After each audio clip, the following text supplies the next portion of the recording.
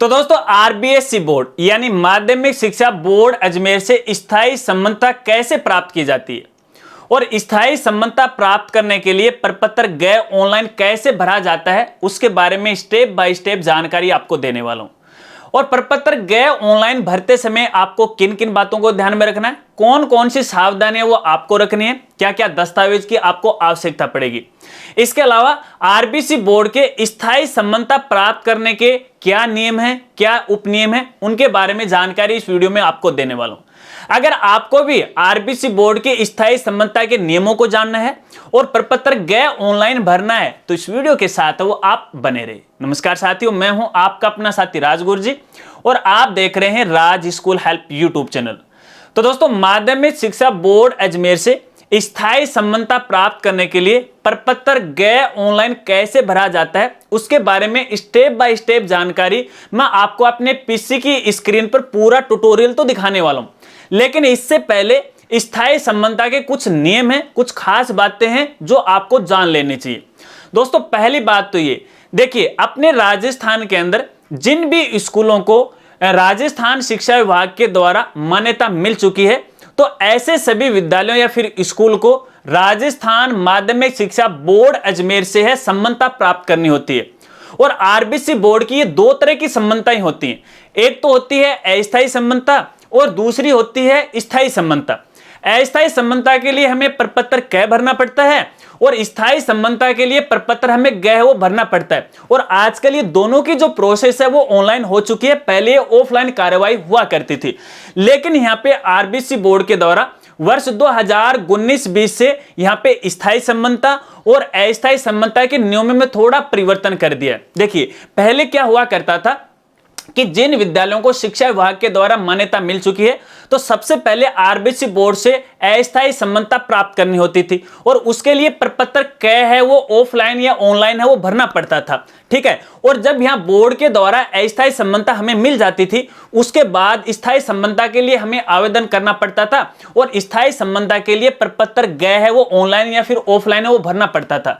लेकिन वर्ष 2019-20 से इसमें थोड़ा नियमों में परिवर्तन ये कर दिया है कि यहाँ पे देखिए जिन विद्यालयों को नई मान्यता मिली है शिक्षा विभाग के द्वारा अब उनको यहाँ पे अलग अलग प्रपत्र भरने की कोई भी आवश्यकता नहीं है। यानी ना तो क प्रपत्र भरना है ना ग प्रपत्र भरना है, दोनों ही मान्यताओं के लिए यानी अस्थायी और स्थायी संबद्धता के लिए केवल एक ही आवेदन आपको करना पड़ता है। उसी में आपको अस्थायी संबद्धता भी मिल जाती है और उसी में आपको स्थायी संबद्धता वो भी मिल जाती है, बशर्ते इनकी जो फीस है वो तो बोर्ड है वो आपसे वसूल है वो करने वाला। अब देखिए यहाँ पे किन विद्यालयों को स्थायी मान्यता के लिए आवेदन करना चाहिए। देखिए ऐसे विद्यालय जिनको वर्ष 2020 तक है बोर्ड के द्वारा अस्थायी संबद्धता मिल चुकी है और जिन्होंने अभी तक स्थायी मान्यता के लिए आवेदन नहीं किया है तो ऐसे विद्यालयों को स्थायी संबद्धता प्राप्त करने के लिए आवेदन करना चाहिए। मैं एक बार फिर से यहाँ पे आपको कहना चाहूंगा कि जिन विद्यालयों को नवीन मान्यता मिली है, मान लीजिए 2020 के बाद 21 या 22 के अंदर नवीन मान्यता मिली है तो उनको यहाँ पे प्रपत्र गए ऑनलाइन भरने की कोई भी आवश्यकता नहीं, उन्हें केवल एक ही प्रपत्र है वो भरना जो कि ऑनलाइन आपको भरना है।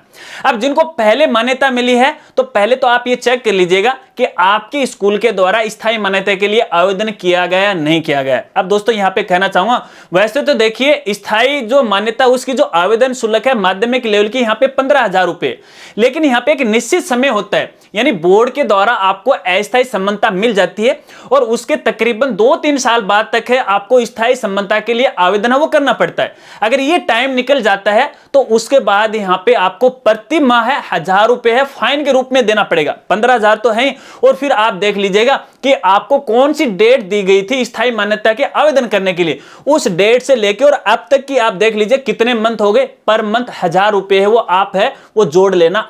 तो इस बात को आपको खास तौर पे वो ध्यान रखना है। चलिए ये तो कुछ सामान्य सी बातें थी। अब यहाँ पे दस्तावेज की बात कर लेते हैं कि आपको क्या क्या दस्तावेज की आवश्यकता होगी। तो देखिए दोस्तों यहाँ पे बहुत सारे ऐसे दस्तावेज हैं, जैसे एक तो आपको शिक्षा विभाग के द्वारा जो मान्यता मिली है, कोई भवन सुरक्षा प्रमाण पत्र है, ब्लूप्रिंट है, अपने स्कूल की टीचर की डिटेल है, स्टूडेंट की डिटेल है, इसके अलावा अस्थायी संबद्धता प्रमाण पत्र की डिटेल है, अब तक बोर्ड के द्वारा जो भी आपने चालान जमा करवाए हैं बोर्ड फीस के रूप में है या फिर संबद्धता शुल्क के रूप में है, उनकी चालान की डिटेल आपको यहाँ पे देनी है, ठीक है। ये सारे डॉक्यूमेंट है आपको पहले ही तैयार करने। और इन डॉक्यूमेंट के जो इसके अलावा और भी जैसे सर्टिफिकेट हैं, जैसे सीसीटीवी कैमरे का होने का प्रमाण पत्र है, ठीक है, काफी सारे ऐसे फॉर्मेट है, काफी सारे ऐसे सर्टिफिकेट है। ये सारे ही जो सर्टिफिकेट हैं आपको हमारी वेबसाइट पे मिल जाएंगे। और हमारी वेबसाइट का नाम है www.rajgurji.com। जाइए, वहां पे आरबीसी बोर्ड का सेक्शन आपको मिल जाएगा और संबंधित जो प्रपत्र हैं पीडीएफ फाइल के रूप में आपको यहां पे मिल जाएंगे और वो आप डाउनलोड कर लीजिएगा और फॉर्मेट तैयार करके आपको ऑनलाइन अपलोड करना है। अब देखिए करना क्या है, अब आपको ऑनलाइन आवेदन के लिए सबसे पहले आपको अपने स्कूल के आईडी से रजिस्ट्रेशन करना है और रजिस्ट्रेशन करने की भी एक प्रोसेस है। तो चलिए उसी प्रोसेस के बारे में आगे मैं आपको बता देता हूं कि किस तरह से आपको रजिस्ट्रेशन करना है, कैसे आपको आवेदन करना है, किन बातों को आपको यहां पे ध्यान रखना है। तो दोस्तों, प्रपत्र गैप भरने के लिए सबसे पहले तो आपको बोर्ड की ऑफिशियल वेबसाइट पे विजिट करना है। वेबसाइट पे आने के बाद देखिए राइट साइड में आपको यहाँ पे 2 लिंक है वो दिखाई देंगे, स्कूल एफिलिएशन पोर्टल। इन लिंक के बारे में आगे जानकारी आपको बताऊंगा, लेकिन इससे पहले खास जानकारी देखिए, प्रपत्र गैप भरने के लिए आप हमारी वेबसाइट पर भी विजिट कर सकते हो और हमारी वेबसाइट का नाम है www.rajgurji.com। मैं आपको हमारी वेबसाइट के बारे में इसलिए बता रहा हूं क्योंकि हमारी वेबसाइट पर बोर्ड से संबंधित जितने भी नियम हैं, उपनियम हैं, फॉर्मेट हैं, सबकी जानकारी आपको यहां पे मिल जाती है। इसके अलावा आप प्रपत्र गए ऑनलाइन भरने जा रहे हो तो उसके नियम उपनियमों के बारे में हमने हमारी वेबसाइट पर पूरी जानकारी वो दे रखी है। और इसके अलावा प्रपत्र गए को लेके हमारे द्वारा एक पीडीएफ फाइल है वो बनाई गई है और इस पीडीएफ फाइल में हमने प्रपत्र गए भरने के लिए जितने भी नियम हैं, उपनियम हैं और जितने भी फॉर्मेट या फिर दस्तावेज हैं उनकी जानकारी वो दे रखी है और हर एक स्टेप के बारे में भी आपको यहाँ पे जानकारी वो दे रखी है। इस पीडीएफ फाइल को आप डाउनलोड कर सकते हो और डाउनलोड करने के बाद सीधा अपना काम बिल्कुल आसान तरीके से कर सकते हो। अब सवाल ये उठता है कि इस पीडीएफ फाइल को अपन कहां से डाउनलोड है वो कर सकते हैं। तो दोस्तों, इसीलिए मैंने आपको हमारी वेबसाइट के बारे में बताया था। आपको हमारी वेबसाइट पे विजिट करना है। होम पेज पे आने के बाद मेनू बार में एजुकेशन का मेनू आपको मिलेगा, नीचे आरबीसी बोर्ड का लिंक मिलेगा, इस पर आप क्लिक कर सकते हो। या फिर वेबसाइट के होम पेज पे जब आप थोड़ा सा नीचे आओगे तो नीचे आने के बाद देखिए यहाँ पर भी आपको डायरेक्ट लिंक है वो मिल जाएगा। एक नया पेज ओपन होगा और नए पेज के अंदर आपको बोर्ड से संबंधित सारी जानकारी मिल जाएंगी। अब इस पीडीएफ फाइल का लिंक आपको यहाँ पे मिल जाएगा, डायरेक्ट यहाँ से डाउनलोड कर सकते हैं और वैसे वीडियो के डिस्क्रिप्शन में भी इसका लिंक मिल जाएगा। अब इसी पेज के ऊपर देखिए यहाँ पे प्रपत्र गए और कै को ऑनलाइन भरने के लिए डायरेक्ट लिंक है वो दिए गए, जो कि यहाँ पे आरबीसी बोर्ड की साइट पे दिए गए। दोनों सेम के सेम है, कोई अलग नहीं है। मर्जी आपकी है कि आपको किस वेबसाइट के थ्रू अपना ये प्रपत्र गए भरना है। अब जैसे आप बोर्ड की वेबसाइट पे आप विजिट करोगे तो यहाँ पे देखिए आपको 2 लिंक मिलेंगे। अब देखिए दोनों ही लिंक का अलग अलग मतलब है। यदि आपने प्रपत्र कै भरने के लिए पहले ऑनलाइन रजिस्ट्रेशन कर चुके हैं तो आपको ऊपर वाले लिंक पे क्लिक करना है। अगर आपने अभी तक प्रपत्र कै या फिर गए का रजिस्ट्रेशन नहीं किया है तो यहाँ से आप रजिस्ट्रेशन कर सकते हैं। तो मैं नीचे वाले लिंक पे क्लिक कर रहा हूँ और इस पर क्लिक करने के बाद देखिए इस तरह से एक नया पेज ओपन हो जाएगा। अब यहाँ पे देखिए राइट साइड में आपको अपने स्कूल की आईडी और पासवर्ड डालना है, जो कि आपके पास फिलहाल नहीं है। और आईडी पासवर्ड के रजिस्ट्रेशन के लिए दोस्तों आपको यहाँ पे देखिए लेफ्ट साइड में registration for affiliation for new user, इस लिंक पे आपको यहाँ पे क्लिक करना है। अब जैसे इस लिंक पे क्लिक करोगे तो देखिए इस तरह से एक फॉर्म है वो ओपन हो जाएगा। अब इस फॉर्म में कुछ बेसिक सी जानकारी आपको भरनी है और कुछ खास बातों को आपको ध्यान में रखना है। अब देखिए दोस्तों, सबसे पहले रजिस्ट्रेशन फॉर एफिलिएशन, जब आप इस पे क्लिक करोगे तो आपके सामने 2 ऑप्शन आएंगे, एक आ रहा है नव कर्मोन्नत और दूसरा आ रहा है पूर्व कर्मोन्नत। अब दोनों का मतलब अलग अलग है, वो आप समझ लीजिएगा। नव कर्मोन्नत का मतलब ये है कि यदि आपका स्कूल है वो पहली बार कर्मोन्नत हुआ है। फॉर एग्जाम्पल मान लीजिए कि पहले आपका जो स्कूल है कक्षा 1 से लेकर 8 तक मान्यता प्राप्त था और अब आपका जो स्कूल है कक्षा 9, 10 या फिर 9 से 12 के लिए पहली बार कर्मोन्नत हुआ है, तो आपको इस लिंक पे क्लिक करना है, प्रपत्र कै और गए दोनों के लिए। इसके अलावा मान लीजिए आपका जो स्कूल है वो पहले से ही कर्मोन्नत है, यानी पहले आपको 10वीं की मान्यता मिल चुकी है और 12वीं की भी मान्यता मिल चुकी है और आपने अभी तक प्रपत्र कै ऑनलाइन भर दिया बोर्ड के एफिलिएशन के लिए। देखिए यहाँ पे लिखा है पूर्व कर्मोन्नत जो पूर्व में सशुल्क प्रपत्र कै प्रेषित कर चुके हैं, यानी यदि आपने पहले प्रपत्र कै भर दिया है, चाहे वो ऑनलाइन भरा हो या फिर ऑफलाइन भरा हो, और फिलहाल आप प्रपत्र गै भरने जा रहे हो, तो आपको पूर्व कर्मोन्नत यानी नीचे वाले ऑप्शन पे आपको क्लिक करना है। मैं यहाँ पे पूर्व कर्मोन्नत को है वो सिलेक्ट कर रहा हूँ। इसके बाद दोस्तों आगे आ रहा है टाइप ऑफ स्कूल। यहां से आपकी स्कूल का प्रकार आपको चुनना है। गवर्नमेंट है तो गवर्नमेंट सिलेक्ट कर लीजिएगा, प्राइवेट है तो प्राइवेट सिलेक्ट कर लीजिएगा। हालांकि दोनों में जो प्रोसेस है वो सेम की सेम है। मैं यहाँ पे प्राइवेट को सिलेक्ट कर रहा हूँ। इसके बाद दोस्तों आगे आ रहा है अपग्रेड ऑर्डर नंबर, यानी यहाँ पे आपकी स्कूल को जो मान्यता मिली है, क्रमोन्नत आपका स्कूल है, उसका ऑर्डर नंबर है आपको यहाँ पे लिखना है। अब ऑर्डर नंबर देखिए अगर ओब्लिक आ रहा है तो देखिए आपको इंस्ट्रक्शन नंबर 4 आपको यहाँ पे पढ़ना है। इसके बाद आगे यहाँ पे ऑर्डर की डेट आपको डालनी है और इसके बाद आगे यहाँ पे प्रिंसिपल का नाम है, मोबाइल नंबर और स्कूल की मेल आईडी है, बेसिक सी जानकारी जो कि आपको यहाँ पे फिल करना है। तो चलिए मैं एक बार फिल करता हूँ। अपनी डिटेल फिल करने के बाद आपको प्रोसेस पे क्लिक करना है। अब जैसे आप प्रोसेस पे क्लिक करोगे तो देखिए स्क्रीन पर आपको यूजर आईडी और पासवर्ड वो दिखाई देगा। इसको आपको सेव करके रख लेना है भविष्य के लिए, क्योंकि आगे बार बार आपको इसी आईडी से और पासवर्ड से आपको अपना जो स्टेटस है वो देखना पड़ेगा। अब देखिए यहाँ पे आपके पास यूजर आईडी और पासवर्ड आ चुका है। अब आपको लॉगिन करना है, या तो डायरेक्टली आप यहाँ से लॉगिन कर सकते हो या फिर वापस बोर्ड की वेबसाइट पे विजिट करके और यहाँ पे देखिए लॉगिन का पेज आपको मिल जाएगा। यहाँ पर अपना जो यूजर आईडी जो फिलहाल आपको जनरेट हुआ है वो और पासवर्ड आपको यहाँ पे डाल देना है। आईडी और पासवर्ड डालने के बाद आपको लॉगिन पे क्लिक करना है। लॉगिन पे क्लिक करने के बाद इस तरह से एक पेज ओपन हो जाएगा और यहाँ पे देखिए लेफ्ट साइड में आपको 3 ऑप्शन नजर आएंगे। पहला वाला ऑप्शन है फिल प्रपत्र, यहाँ से आपको प्रपत्र गए भरना है। नीचे वाले लिंक से आपको टीचर की डिटेल भरनी है और उससे नीचे वाले लिंक से आपको टीचर की डिटेल है वो प्रिंट करनी है।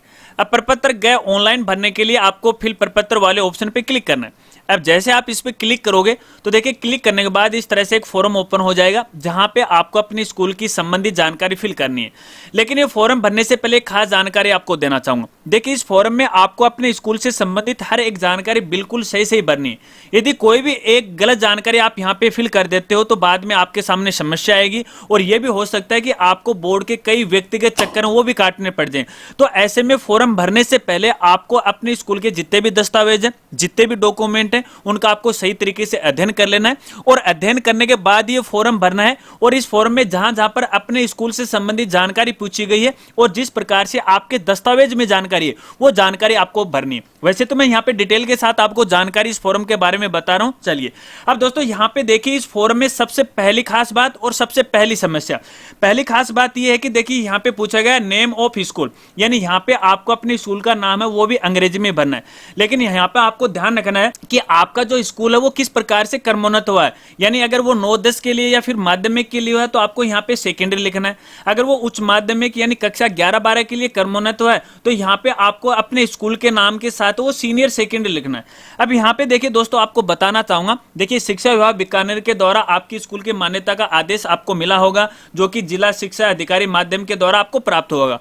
उस आदेश के अंदर आपके स्कूल का जो नाम है तो उस स्कूल के नाम के साथ आपको यहाँ पे सेकेंडरी और सीनियर सेकेंडरी आपको लगाना है। लेकिन कई बार ऐसा भी होता है कि आपके जो आदेश है उसके अंदर आपने सीनियर सेकेंडरी या सेकेंडरी नहीं लगाया है तो आपको यहाँ पे लगाना चाहिए। और यहाँ पर देखिए बात इन्होंने बिल्कुल साफ साफ भी लिख रखी है।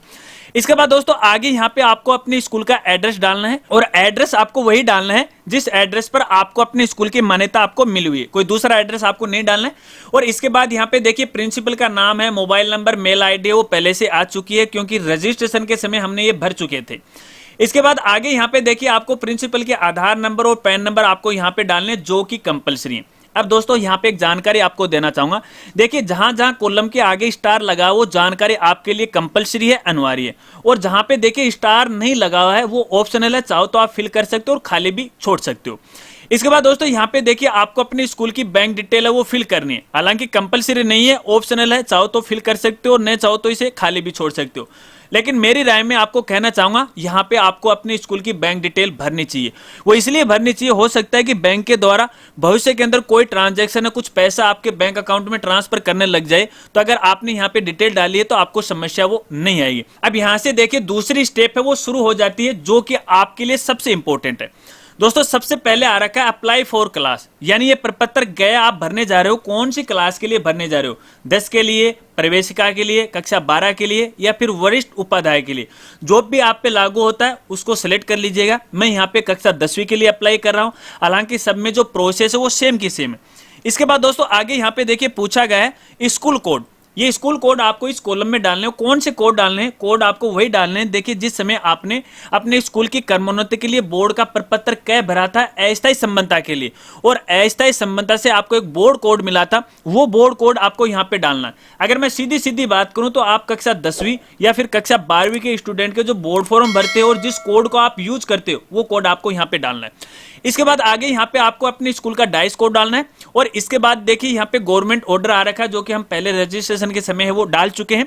इसके बाद यहाँ पे कक्षा क्रमोन्नति के बारे में पूछा जा रहा है, यानी आपका जो स्कूल है वो कहाँ तक क्रमोन्नत है, केवल 9th के लिए हुआ है, केवल 10वीं के लिए, या फिर 9th और 10वीं के लिए, जो भी आप पे लागू होता है उसे सिलेक्ट कर लीजिएगा। अगर आपके स्कूल को यहाँ पे देखिए 10वीं तक मान्यता मिली है तो देखिए 9 की मान्यता ऑटोमेटिक मिल गई तो आपको 10वीं सिलेक्ट करनी चाहिए। अगर कक्षा 12वीं के लिए मान्यता मिली है तो कक्षा 11वीं की ऑटोमेटिक मिल गई है तो आप अपने आवश्यकता के अनुसार सिलेक्ट कर लीजिएगा। मैं यहाँ पे कक्षा 10 है वो सिलेक्ट कर रहा हूँ, हालांकि सबकी जो प्रोसेस है वो एक ही है। इसके बाद दोस्तों आगे यहाँ पे पूछा गया कि विद्यालय कक्षा 10 तक शिक्षा विभाग से मान्यता आदेश है, यानी आपको मान्यता मिली है नहीं मिली है, तो आपको यहाँ पे यस करना कि भैया मान्यता तो मिली है। इसके बाद यहाँ पे देखिए थर्ड लैंग्वेज के बारे में पूछा जा रहा है। अब जो भी आपकी स्कूल में थर्ड लैंग्वेज की मान्यता प्राप्त है उसे आप यहाँ से सिलेक्ट कर लीजिएगा। अगर यहाँ पे नहीं है तो यहाँ पे देखिए बॉक्स को आपको टिक लगाना है और उसके बारे में आप यहाँ पे लिख दीजिएगा। ठीक है, मैं इसको अनटिक करता हूँ। इसके बाद यहाँ पे पढ़ाई का माध्यम पूछा जा रहा है, यानी आपकी स्कूल का जो मीडियम कौन सा है, इंग्लिश का है, हिंदी का, या फिर दोनों है, तो आप अपने आवश्यकता के अनुसार इसे सिलेक्ट कर लीजिएगा। अगर बोथ हैं तो बोथ कर लीजिएगा। मैंने यहाँ पे इंग्लिश कर लिया है। इसके बाद आगे यहाँ पे जिस वर्ष आपका स्कूल क्रमोन्नत हुआ है वो साल आपको यहाँ से सिलेक्ट है वो कर लेना है। इसके बाद आगे विद्यालय का प्रकार आपको यहाँ पे सिलेक्ट करना है, गर्ल, बॉय या को एजुकेशन। इसके बाद यदि आपका स्कूल शहरिया क्षेत्र में आता है तो यस कर दीजिएगा, वरना नो कर दीजिएगा। टीएसपी में आता है तो यस नो में जवाब दे दीजिएगा। और अगले यहाँ पे देखिए 4 कॉलम के अंदर आपके स्कूल के निकटतम रेलवे स्टेशन और बस स्टैंड का नाम आपको लिखना है और किलोमीटर में दूरी आपको यहाँ पे डालनी है। इसके बाद आगे यहाँ पे पूछा गया है विद्यालय पंजीयन प्रमाण पत्र की विद्यालय प्रधान द्वारा सत्यापित प्रति, यस नो में आपको जवाब देना है, तो प्रति है वो आपको यस है करना है। इसके बाद यहाँ पे विद्यालय प्रबंध समिति सदस्यों की सूची में भी आपको यहाँ पे यस है वो करना है।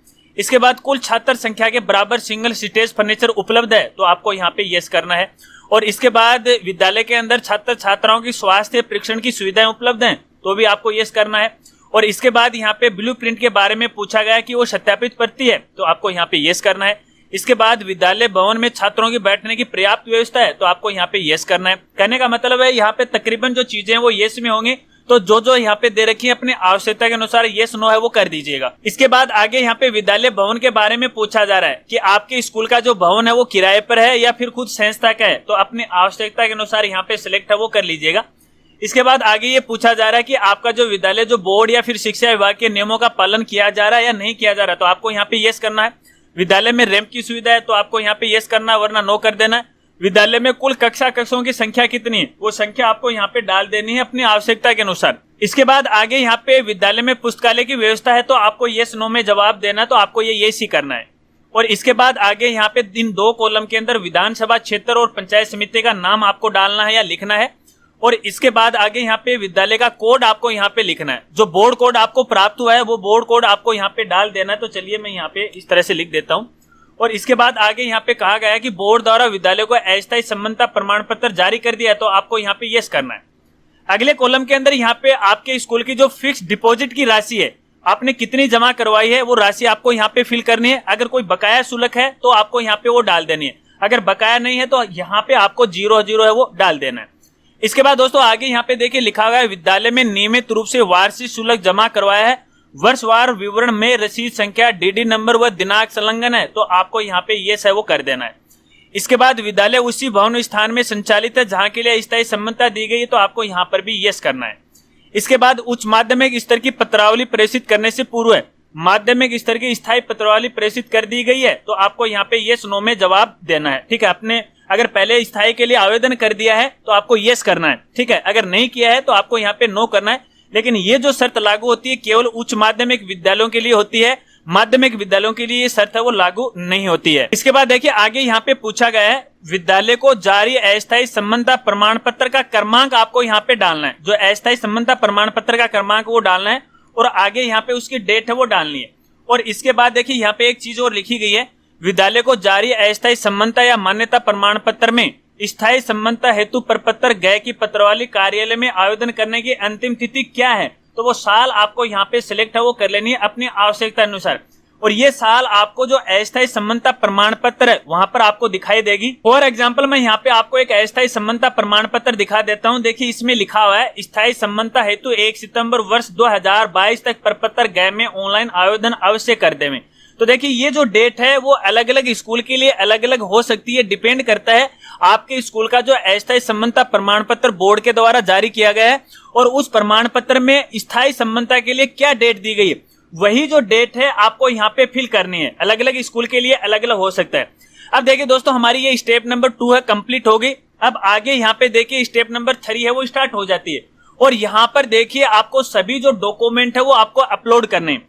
और जो डॉक्यूमेंट है कुछ तो देखिए यहाँ पे पीडीएफ में अपलोड करने हैं और कुछ जेपीजी में अपलोड करने हैं। अब यहाँ पे खास जानकारी आपको देना चाहूंगा। देखिए यहाँ पर आपको 10 डॉक्यूमेंट है वो अपलोड करने हैं और इन सभी 10 डॉक्यूमेंट की जो मैक्सिमम साइज है वो 10 MB होनी चाहिए, इससे ज्यादा नहीं होनी चाहिए। अगर ज्यादा होगी तो डॉक्यूमेंट है वो अपलोड नहीं होंगे। अब मैं यहाँ पे एक बात और कहना चाहूंगा। देखिए कुछ डॉक्यूमेंट ऐसे होते हैं जो कई पेज के अंदर होते हैं, जैसे अपने स्कूल की जो मान्यता के जो आदेश होते हैं वो 2 पेज में, 3 पेज में या 6 पेज में भी हो सकते हैं। तो उन सभी पेज को आपको एक ही पीडीएफ फाइल में कन्वर्ट करके और जहां पर पूछा गया है वहीं पर आपको अपलोड करना है। अब यहाँ पे देखिए पहले वाले में पूछा है विद्यालय का सेकेंडरी यानी माध्यमिक स्तर तक शिक्षा विभाग से क्रमोन्नति आदेश है तो वो आपको अपलोड करना है। इसके अलावा यहाँ पे देखिए आगे वाले कॉलम के अंदर आपको यहाँ पे नक्शा है वो आपको यहाँ पे अपलोड करना है और ये जेपीजी में होना चाहिए, ठीक है।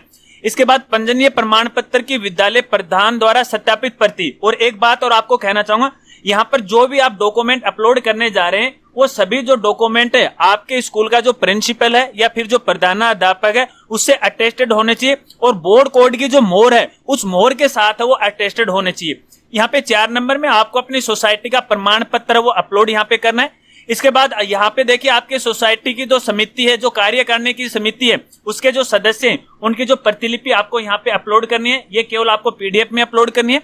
इसके बाद विद्यालय का कोड है वो आपको यहाँ पे लिखना है और बोर्ड के द्वारा जो अस्थायी प्रमाण पत्र जारी किया गया है वो आपको यहाँ पे अपलोड करना है। इसके बाद आगे देखिए पॉइंट नंबर 7 में पूछा गया है आपसे विद्यालय ने नियमित रूप से वार्षिक शुल्क जमा करवाया है। ये कौन सी शुल्क की बात कर रहा है दोस्तों? ये उस शुल्क की बात कर रहा है जैसे मान लीजिए आप कक्षा 10वीं या फिर 12वीं के बोर्ड फॉर्म भर रहे हो और बोर्ड फॉर्म भरने से पहले जो 2000 रुपए की राशि आप बोर्ड को जमा करवाते हो, ये उसी राशि या उसी शुल्क के बारे में पूछा गया है। तो वो आपको पीडीएफ फाइल है एक फॉर्मेट के अंदर, यानी हर साल आपने कितनी राशि जमा करवाई है, कौन सी डेट को करवाई है, उसकी रसीद संख्या क्या है, उसके डीडी नंबर क्या है, उसके चालान नंबर क्या है, उसका एक जो फॉर्मेट है वो फॉर्मेट आपको यहाँ पे अपलोड करना और साथ में 2-4 साल की जो रसीद है वो भी आपको यहाँ पे अपलोड करनी है।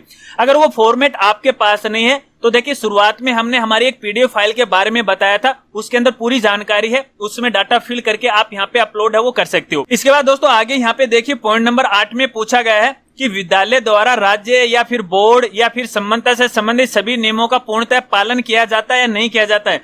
तो इसका एक प्रमाण पत्र आपको यहाँ पे अपलोड करना पड़ेगा और वो जो प्रमाण पत्र है आपको हमारी पीडीएफ फाइल में मिल जाएगा। और इसके बाद दोस्तों यहाँ पे देखिए पॉइंट नंबर 9 में पूछा गया शाला प्रधान के हस्ताक्षर, यानी आपको प्रिंसिपल या प्रधानाध्यापक के जो सिग्नेचर हैं आपको यहाँ पे अपलोड करने जेपीजी फॉर्मेट में।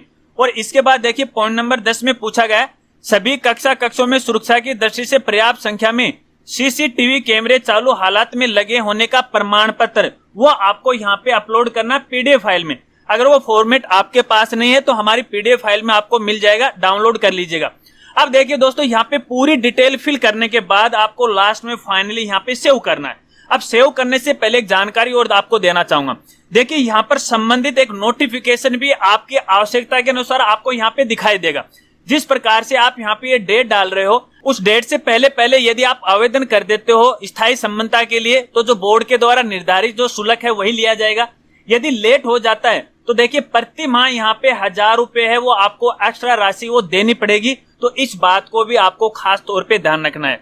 अब आपने जो भी डिटेल ऊपर फिल की है और जो भी डॉक्यूमेंट आपने अपलोड किए हैं उसको तसल्ली से एक बार आप चेक कर लीजिएगा, क्योंकि कोई गलती रह जाती है और आप डायरेक्टली यहाँ पे सेव कर देते हो तो आपके सामने समस्या आ सकती है। तो चलिए मैं यहाँ पर एक एक करके डॉक्यूमेंट और डिटेल वो फिल करके आगे की स्टेप है मैं आपको बता। सभी डिटेल फिल करने के बाद और डॉक्यूमेंट अपलोड करने के बाद फाइनली आपको यहाँ पे सेव पे क्लिक करना है। अब जैसे आप यहाँ सेव पे क्लिक करोगे तो आपका पूरा डाटा है वो सेव हो जाएगा। डाटा सेव होने में कुछ समय लग सकता है क्योंकि आपने यहाँ पे काफी सारी जो पीडीएफ फाइल है वो अपलोड की है, तो अपलोड होने में थोड़ा टाइम है वो लग सकता है, डिपेंड करता है आपकी इंटरनेट की स्पीड पे। डिटेल सेव होने के बाद दोस्तों इस तरह से आपके सामने नेक्स्ट स्टेप आ जाती है और इस नेक्स्ट स्टेप में आपको टीचर की डिटेल है वो भरनी है। आपके स्कूल में जितने भी टीचर कार्यरत हैं प्रेजेंट टाइम में उन सभी की डिटेल आपको भरनी है। सबसे पहले उसका नाम आपको यहाँ पे डालना है, उसके बाद उसकी पोस्ट क्या है वो पोस्ट आपको यहाँ पे सिलेक्ट करनी है, उसके बाद उसकी एजुकेशन क्वालिफिकेशन है, फिर उसकी ग्रेड है और उसके बाद उसकी जो डीओबी है। और इसके बाद यहाँ पे देखिए टीचिंग सब्जेक्ट आ रखा है। अगर आपके स्कूल में जो भी टीचर 2 या 2 से अधिक सब्जेक्ट पढ़ाता है तो सभी सब्जेक्ट को आपको यहाँ पे सिलेक्ट करना है और ये डिटेल फिल करने के बाद आपको यहाँ पे सेव करनी और इसी तरह से 1 बाय 1 करके आपको सभी टीचर की डिटेल है वो भरनी है। मैं एक बार डिटेल है वो भर लेता हूँ। टीचर डिटेल भरने के बाद दोस्तों इस तरह से देखिए सभी टीचर की डिटेल आपको यहाँ पे वो दिखाई देगी। ठीक है, इसके बाद आपको होम पे क्लिक करना है। अब जैसे आप होम पे क्लिक करोगे तो आप पीछे वो आ जाओगे। अब देखिए दोस्तों यहाँ पे देखिए आप लेफ्ट साइड के अंदर हमने फिलहाल प्रपत्र गए भरा था तो यहाँ पे लिखा यू हैव ऑलरेडी फिल प्रपत्र। ठीक है, अब हमने यहाँ पे टीचर डिटेल है वो भी हमने भर दी। अब यहाँ पे आ रहा लॉग प्रपत्र एंड जनरेट चालान। ठीक है, इस पर आपको यहाँ पे क्लिक करना है। अगर आपको यहाँ पे टीचर की डिटेल प्रिंट करनी है तो इस पर आपको क्लिक करना, जो कि आगे मैं आपको बताऊंगा। सबसे पहले आपको यहाँ पे चालान है वो जनरेट करना चाहिए प्रपत्र गए भरने के बाद, तो आपको इस पे क्लिक कर देना है। अब जैसे आप यहाँ पे क्लिक करोगे और क्लिक करने के बाद देखिए यहाँ पे आपको पेमेंट की डिटेल है वो आपको दिखाई देगी। अब देखिए टोटल जो पेमेंट की राशि है आपको यहाँ पे दिखाई देगी। देखिए फिलहाल यहाँ पे 15,000 रुपए आ रहा है। ये तो मेरे केस के अंदर आ रहा है, हो सकता है कि आपके केस के अंदर फीस है वो बढ़ जाए। फीस इसलिए बढ़ती है क्योंकि आप लेट है वो आवेदन कर रहे हो, जो कि बोर्ड के द्वारा आपको एक निर्धारित डेट दी गई थी। उस डेट से पहले आपको ये प्रपत्र भरना होता है। अगर उससे लेट भरते हो तो पर माह आपको 1,000 रुपए वो देने पड़ेंगे। लेकिन फिलहाल मेरे केस के अंदर 15,000 रुपए आ रहे हैं और बाकी कुछ यहाँ बेसिक डिटेल है आप यहाँ पे देख सकते हो। अब दोस्तों यहाँ पर भी एक जानकारी आपको देना चाहूंगा।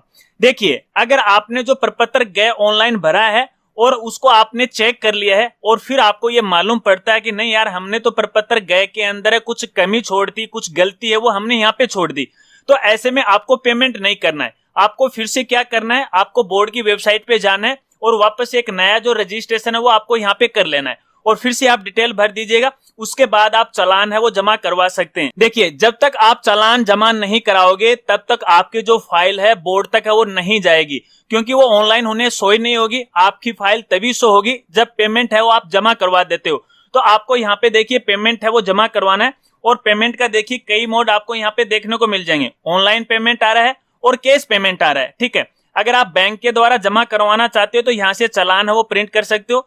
अगर ऑनलाइन जमा करवाना चाहते हो तो आप ऑनलाइन भी कर सकते हो। मेरे केस के अंदर मैं यहाँ पे देखिए केस है वो पेमेंट पे क्लिक कर रहा हूँ और यहाँ से देखिए एक चालान है वो जनरेट हो जाएगा। ठीक है, इस पर आपको यहाँ पे क्लिक करना है और क्लिक करने के बाद देखिए इस तरह से आपके सामने चालान है वो आ जाएगा। अब संबंधित शाखा में जाकर के आपको ये चालान है वो जमा करवाना है। टोटल राशि ये आ गई और यहाँ पे देखिए बैंक शुल्क है 50 रुपए आपको एक्स्ट्रा देना पड़ेगा। और देखिए प्रिंट करने के लिए आपको यहाँ पे प्रिंट ई चालान का ऑप्शन आपको मिल जाता है, जो आपको पीडीएफ फाइल में सेव कर लेना है और प्रिंट कर लेना है।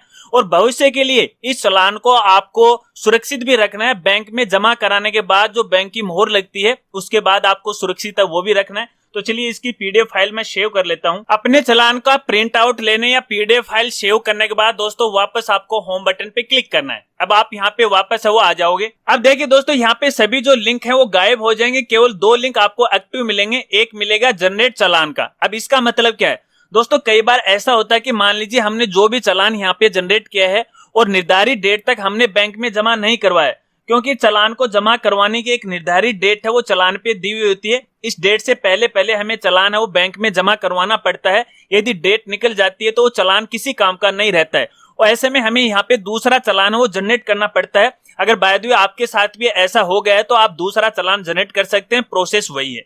अब देखिए दोस्तों यहाँ पर भी एक खास जानकारी आपको देना चाहूंगा कि मान लीजिए आपने पेमेंट है वो सक्सेसफुली कर दिया, चाहे आपने बैंक के थ्रू किया हो या फिर आपने ऑनलाइन किया हो। अगर पेमेंट सक्सेसफुली हो गया तो यहाँ पे देखिए एक लिंक है आपको दिखाई देगा, प्रिंट प्रपत्र पूर्व कर्मोन्नत जो पूर्व में सशुल्क प्रपत्र कै प्रेषित कर चुके हैं। यानी यहाँ से आप प्रपत्र गए का आवेदन है वो प्रिंट कर सकते हैं, क्योंकि जब आप पेमेंट सक्सेसफुली जमा करवा देते हो तो यहाँ पे देखिए जो चालान का जो लिंक था वो भी यहाँ से हट गया। अब यहाँ से आप अपना प्रपत्र गए का जो आवेदन है वो प्रिंट कर सकते हो। जब आप इस पे क्लिक करोगे तो क्लिक करने के बाद जो भी आपने प्रपत्र के अंदर जानकारी भरी है, जो भी आपने डिटेल भरी है, वो हर एक डिटेल आपको यहाँ पे दिखाई देगी। और यहाँ पे आपने जितनी फीस जमा करवाई है वो फीस भी आपको यहाँ पे दिखाई देगी। यहाँ पे उसकी ट्रांजैक्शन आईडी और उसकी डेट है वो भी आपको यहाँ पे दिखाई देगी। और इसके साथ यहाँ पे देखिए नीचे आपने जो टीचर की डिटेल फिल की है वो डिटेल भी आपको यहाँ पे दिखाई देगी। आपको इसको प्रिंट कर लेना है। अब प्रिंट करने के बाद दोस्तों यहाँ पे खास जानकारी और मैं आपको बताऊंगा। देखिए यहाँ पे ऊपर आपको प्रिंट का ऑप्शन है वो मिल जाता है, यहाँ से आपको इसको प्रिंट है वो कर लेना। एक बार मैं वापस चलता हूँ।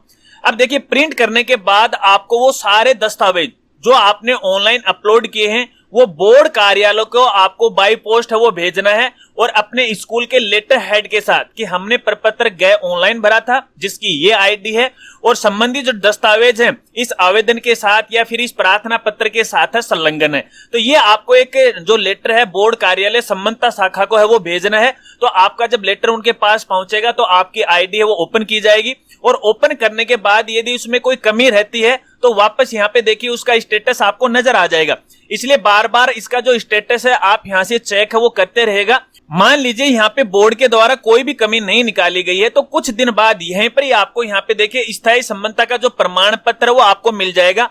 जिस हिसाब से मान लीजिए आपने प्रपत्र क के लिए आवेदन किया था या फिर अस्थायी संबंधता के लिए आपने आवेदन किया था, तो देखिए अस्थायी संबंधता आपको ऑनलाइन है वो प्राप्त हो गई थी, तो उसी प्रकार से आपको यहाँ पे स्थायी संबंधता का जो सर्टिफिकेट है आपको मिल जाएगा। तो आप थोड़ा सा वेट कर लीजिएगा। बार बार इसका जो स्टेटस है 1-2 दिन में या 4 दिन में या 5 दिन में या सप्ताह में एक बार है उसे जरूर चेक कीजिएगा। तो दोस्तों इस प्रकार से अपन प्रपत्र गए ऑनलाइन भर सकते हैं। शायद आप समझ गए होंगे। प्रपत्र गए ऑनलाइन भरते समय आपको किसी प्रकार की कोई समस्या आ रही है या फिर आपके कोई सवाल है तो वीडियो के नीचे आप कमेंट कर सकते हैं, या फिर आप हमें दूसरे सोशल मीडिया प्लेटफॉर्म जैसे इंस्टाग्राम है, ट्विटर है, फेसबुक पेज है, वहां पर भी फॉलो करके इसके बारे में आप सवाल पूछ सकते हैं। मैं आपकी पूरी हेल्प करने की कोशिश करूंगा। लेकिन दोस्तों यहां पर चलते चलते एक और जानकारी आपको यहां पर देना चाहूंगा। देखिए कई बार ऐसा होता है कि हमारे स्कूल साथियों की गलती की वजह से जब अपन प्रपत्र गए के लिए आवेदन करते हैं तो आवेदन के समय कोई गलती रह जाती है और हम फाइनली चालान है वो भी प्रिंट कर लेते हैं, और चालान प्रिंट करने के बाद अपन जो अपना जो पोर्टल है जो भी अपने डाटा फीड किया उसमें किसी प्रकार का कोई अपडेट नहीं कर सकते। अगर आवेदन करते समय आपसे किसी प्रकार की कोई गलती हो गई है और बाद में आपको पता चला है तो देखिए करना क्या है कि आपका जो चालान है आपको बैंक में नहीं जमा कराना है, क्योंकि अगर आप चालान बैंक में जमा करवा देते तो फिर उसके बाद कोई भी समाधान नहीं होता है। आपने चालान प्रिंट कर लिया, बैंक में आपको चालान नहीं जमा करवाना है, उसके बाद आपको पुनः एक नई आईडी से रजिस्ट्रेशन करना है, और नई आईडी से रजिस्ट्रेशन करने के बाद पुनः वही प्रोसेस करनी है जो कि पहले मैं आपको वीडियो में बताया। सेम की सेम वही प्रोसेस करनी है। डॉक्यूमेंट अपलोड करने हैं, चाहिए गई जानकारी आपको भरनी है, फिर से आपको नया चालान प्रिंट करना है, और नया चालान प्रिंट करने के बाद पुनः आपको बैंक में वो जमा करवाना है। कहना चाहूंगा देखिए यहां पर आपको जब तक आप बैंक में चालान जमा नहीं करवाओगे तब तक आपका जो फॉर्म है या जो प्रपत्र गए आपने ऑनलाइन भरा वो बोर्ड के पास नहीं पहुंचता है। जब फीस डिपॉजिट हो जाती है तो वो ऑटोमेटिक बोर्ड की आईडी पे चला जाता है। तो इस बात को आपको खास तौर पे ध्यान रखना है। इसके अलावा एक और जानकारी आपको देना चाहूंगा कि मान लीजिए आपने चालान भी जमा करवा दिया, फॉर्म भी आपने सबमिट कर दिया, तो उसके बाद देखिए स्थायी संबंधता प्राप्त कब होती है या कब तक होती है, कितना समय लगता है, तो इसमें देखिए थोड़ा सा टाइम लगता है। देखिए आपकी तरफ से काम है वो तो कंप्लीट हो गया, अब यहाँ पे काम बचा है बोर्ड का, क्योंकि बोर्ड को तो भैया पैसे चाहिए तो वो आवेदन तो करवा लेता है लेकिन स्थायी संबंधता का जो सर्टिफिकेट है या मान्यता है वो तुरंत जारी नहीं करता है। तो इसमें टाइम लग सकता है 5 महीने का, 6 महीने का, 12 महीने, 2 साल, 5 साल का भी टाइम लग सकता है। देखिए जब तक मैं आज ये वीडियो बना रहा हूं, ये सितंबर 2022 में वीडियो बना रहा हूं, और पिछले 8-10 साल से बोर्ड के द्वारा कोई भी स्थायी संबंधता है वो जारी नहीं की गई। हालांकि आवेदन है वो तो बोर्ड ने स्वीकार कर लिए, लेकिन किसी भी स्कूल को है स्थायी संबंधता का सर्टिफिकेट नहीं दिया गया है। तो देखिए ये तो एक बोर्ड की मर्जी है वो कब तक जारी करेगा, लेकिन आपकी तरफ से यहाँ पे काम है वो हो गया, आपको टेंशन नहीं लेना। और फिर भी मैं आपको यहाँ पे कहना चाहूंगा कि समय समय पे आपको बोर्ड की जो ऑफिशियल जो मेल आईडी है या फिर उनके जो कॉल हैं उनके साथ आपको अपडेट रहना चाहिए, उनसे संपर्क कर लेना चाहिए कि हमारी फाइल का क्या काम चल रहा है, क्या उसका स्टेटस है, ठीक है। और वैसे भी मान लीजिए किसी प्रकार की कोई गलती रह जाती है आपके डॉक्यूमेंट के अपलोड के समय या ऑनलाइन आवेदन के समय, आपने फीस भी जमा करवा दिया, चालान भी जमा करवा दिया और फिर बोर्ड के द्वारा कोई गलती निकाली जाती है, तो देखिए बोर्ड खुद आपसे संपर्क कर लेगा, वाया मेल भी कर सकता है, वाया कॉल भी वो कर सकता है। तो टेंशन आपको नहीं लेना है। और फिर जैसे कोई गलती निकाली है, कोई डॉक्यूमेंट आपसे पुनः मांगा जा रहा है, तो बाय पोस्ट आप भेज सकते हैं, या फिर बोर्ड किस माध्यम से आपसे डॉक्यूमेंट मांगे हैं, मेल के द्वारा या फिर पोस्ट के द्वारा मांगे हैं, तो उसी हिसाब से आपको डॉक्यूमेंट भेज देने। टेंशन आपको किसी प्रकार की नहीं लेनी है। फिर भी मान लीजिए बहुत ज्यादा समय हो गया, तो कई बार जैसे आप बोर्ड की तरफ आपको जाने का मौका मिले, तो आप अपनी फाइल का स्टेटस है वो वहां से है वो चेक कर लीजिएगा, आपको पता लग जाएगा। लेकिन टेंशन आपको नहीं लेना। और हाँ, आपके पास प्रूफ है वो जरूर होना चाहिए। जैसे आपने जो आवेदन किया उसका आवेदन जो प्रिंट आउट वो भी आपके पास होना चाहिए, चालान का प्रिंट आउट वो भी आपके पास होना चाहिए, बैंक की मोहर सहित होना चाहिए।